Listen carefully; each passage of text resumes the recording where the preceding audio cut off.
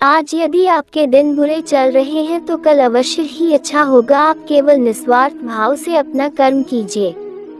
जो मार्ग ईश्वर ने आपके लिए खोला है उसे कभी भी कोई बंद नहीं कर सकता है।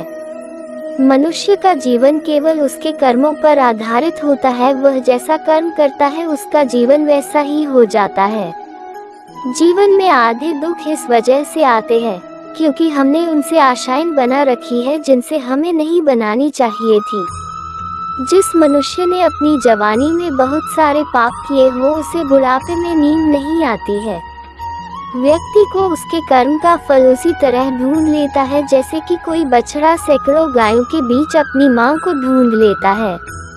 आत्मा न तो जन्म लेती है और न ही मरती है, न ही इसे जलाया जा सकता है, न ही इसको भिगोया जा सकता है। आत्मा अमर और अविनाशी है। संसार में कुछ भी स्थायी नहीं है। आत्मा शरीर को वैसे ही छोड़ती है जैसे मनुष्य अपने पुराने कपड़ों को उतार कर नए कपड़े धारण कर लेता है। व्यक्ति का सुख दुख मान अपमान लाभ हानि का एहसास करना मन की शरारत है। आत्मा का इससे कोई लेना देना नहीं है। जब ये संसार ही स्थायी नहीं है तब इस संसार की कोई वस्तु कैसे स्थायी हो सकती है। मैं इस संसार के सभी जीवों में विद्यमान हूँ। मैं चींटी में भी हूँ और हाथी में भी।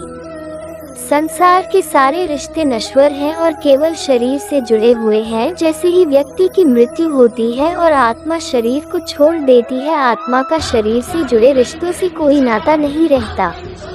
मेरे तुम्हारे हम सबके कई जन्म हो चुके हैं। ना तो यह मेरा आखिरी जन्म है और ना ही ये तुम्हारा आखिरी जन्म है। वर्तमान परिस्थितियों में जो तुम्हारा कर्तव्य है वही तुम्हारा सच्चा धर्म है। मैं किसी व्यक्ति के भाग्य का निर्माण नहीं करता और ना ही किसी को कर्म फल देता हूँ। व्यक्ति या जीव के कर्म ही उसके भाग्य का निर्माण करते हैं।